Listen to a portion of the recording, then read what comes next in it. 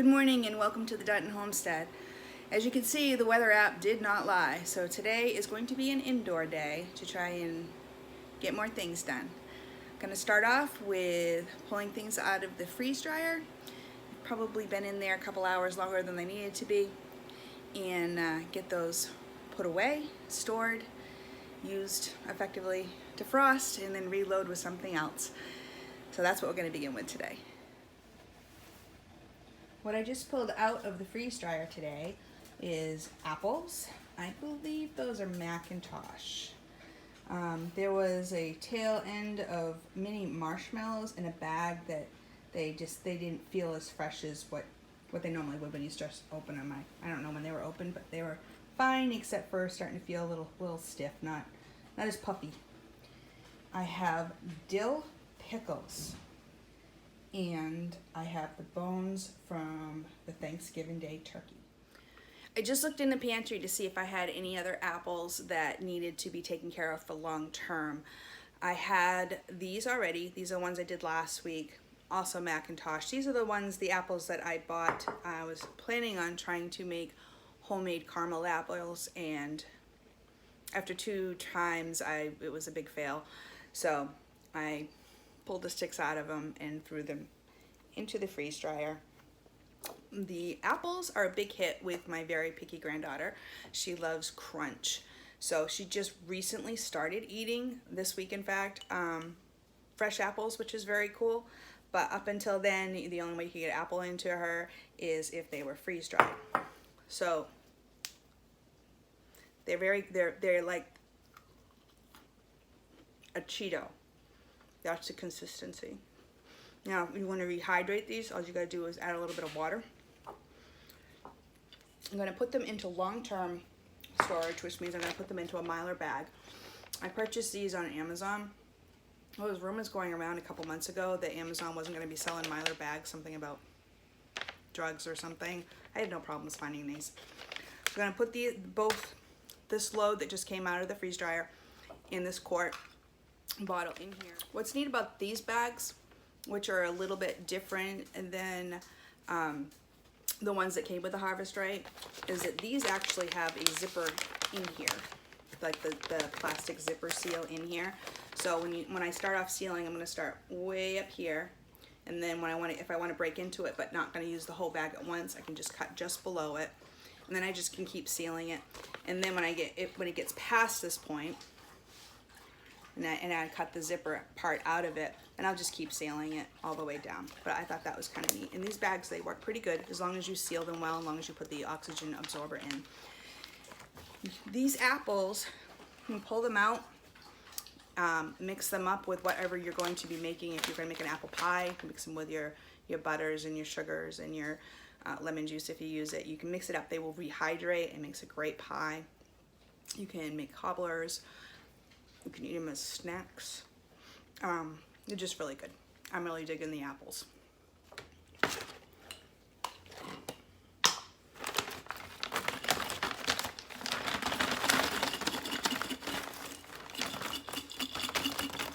I have decided that I like wide mouth mason jars over the regular mouth, just because they're just easier to clean. They're easier to pour things out of. I realize that these are better for like liquids. You can do broth, soups and stuff. Makes it less awkward to pour, but overall I like the wide mouth ones. Now I'm just going to cut the bag. It's important that when you're using the oxygen sealers and you take one out, that you don't expose them to air too long, because otherwise they won't be any good when you need them. So even before I do the apples, I'm going to seal this back up.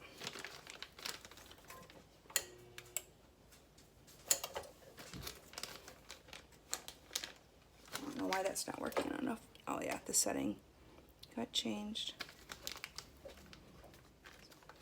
I think when moving things around on Thanksgiving that I switched the dial, or the dial got turned, so it's not the hot that it needs to be in order to seal. Glad to know that now.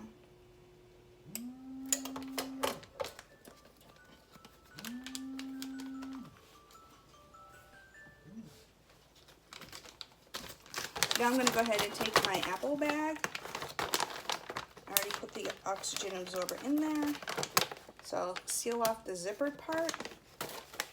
And then at the very top of the bag, I'm just going to give it another seal. You can hear it work, and then the sound of it goes off when it's done. And then, very important, label. If you don't write what's in it, you're not going to remember. All right, Macintosh, apples, and the date, which I think is November 30th. Close enough. So now I have these stored for long term, and this should last 25 years, although they really won't last 25 years. They won't get that chance to last that long. Next up is the mini marshmallows. Now, I'm not going to do anything special with these. These are ones I did last week just to see how it would come out, and I'm just going to add them. These, so far, I have used these in the sweet potato casserole, which was really good. And you obviously you can put them in hot cocoa. And as far as taste goes, how the consistency, again, like a very light Cheeto, but tastes very marshmallow, because that's what it is. And I'm thinking, it kind of reminds me of when you have cereal like Lucky Charms with the little marshmallows in it. That's kind of what it reminds me of.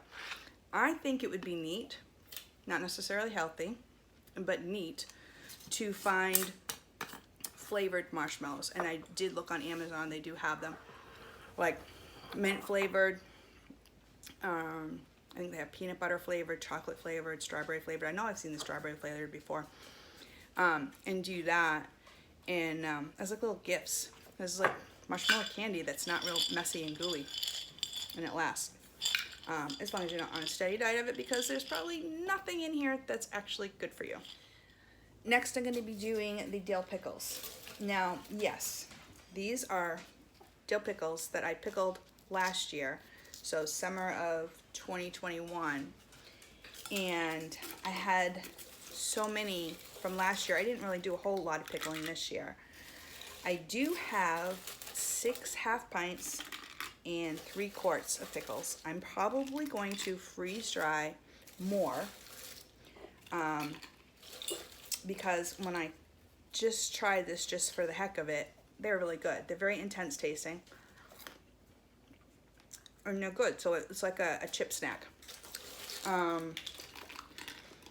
I had this idea that I was going to take cucumbers, so I didn't want to do all kinds of pickling this summer because I had so much left over, as I said, and I had this idea that I could freeze a bunch of sliced cucumbers, season them differently, whether it's dill, sweet, ranch, and then put them in the freeze dryer and have them come out and have chip type snacks that are healthy-ish. It didn't work out. My chickens ended up getting all of them because every time I was never happy with the way it came out. So this year, what I think I'm going to do is all the cucumbers, I'm just going to keep pickling, whether I pickle them sweet, sour, mustard, try different flavors in the pickling canning process, and then go the another step to make them into snacks. Because the chickens have been eating a lot of cucumbers this year. So I am not doing anything long-term with these because they went pretty fast last week when I did a little bit of them. So I'm just going to put a regular cap on them. It's going to go on the counter to grab and go snacks. Lastly is the turkey bones that I freeze-dried. So I'm going to take the turkey bones and I'm going to put them into the Ninja blender. Some of them are harder than what they were when they went in. I don't want to break my blender. So I'll have to play it by ear on what I want to put in there. But I'm going to blend that up, and then it'll be in powder or gritty powder form. Put it in like a salt shaker, and then I use that as additives into my dog food. All ground up, it made about 1.5 cups.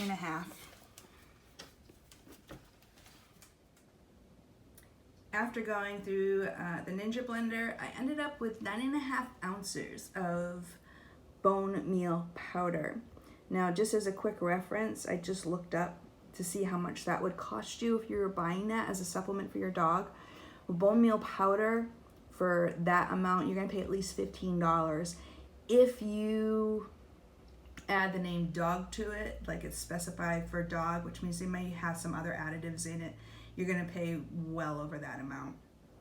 So my crock pot did most of the work, and then the freeze dryer did it. All I did was blend it up and then pour it into containers, and my dogs have a healthy supplement.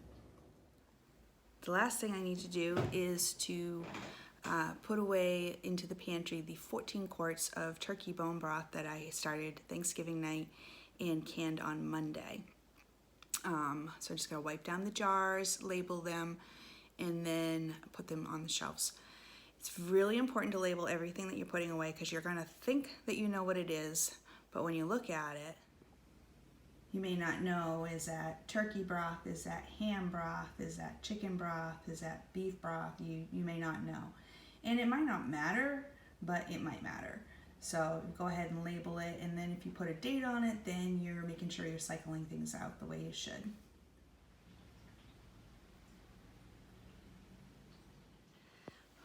One of the jars didn't seal, so it's in the fridge, and tonight when I enjoy my hot beverage as I'm winding down, watching TV or whatever, I'm going to heat it up and put some cayenne elixir in it. I did that the other night and it was really good. Bone broth is also a good meal replacement and provides a lot of good stuff that your bones need. So I think the two together, the cayenne and the bone broth together, could help with the aches that the storm system is trying to bring me. I'm actually in better shape than what I thought I would be, but I have been using a lot of the cayenne this past week, and I'm trying to use the cayenne as more of a preventative rather than just using it when I'm hurting. Just trying to avoid the hurt. I was able to consolidate quite a bit. I wasn't able to finish the job because for some reason it was really bothering me grinding them up today. I couldn't stop coughing and sneezing, and usually it doesn't bother me, or it didn't used to bother me. I feel like every time I do it, it bothers me more and more. Definitely be easier to do this type of thing outside, but with the weather the way it was, that was not going to be an option today. But at least I've gotten a lot of it ground down. With the habanero, most excited about the cayenne. I'm going to make some more cayenne elixir. Need to do that within the next couple weeks. But at least half the jars are gone, and they're now available for me to put other stuff into them. The other project I worked on this afternoon was getting the more done on the Christmas gifts that I'm giving out in a couple weeks. I ran out of M&Ms, so I got to get more. Actually, the M&Ms are the most expensive part of this whole project. Even more expensive. I've spent more money on M&Ms than what I have on jars. So that's just something to think about when you're going to do something in a large quantity. Just figure it out on paper. My bad, I didn't do that this time. For dinner tonight, I made a red homemade pizza, which is pretty much gone. I'm going to be putting together a white pizza. I'm not in a huge rush to do that because on his way from hunting. You guys, out of the kitchen. Hey, out of the kitchen. Out, yeah, you. So I made the pizza dough, and then since I'd already trashed my kitchen, I went ahead and made 6 more pizza dough that I'm putting in the freezer so I don't have to trash my kitchen every few weeks when we decide we want homemade pizza. The red sauce is my pizza sauce that I made from the tomatoes that we grew in our garden this summer, so that was fun. That's it for today. Just try to get one thing done that you can put away, just one thing, every bit counts. Go out and be a blessing and be blessed. Good night.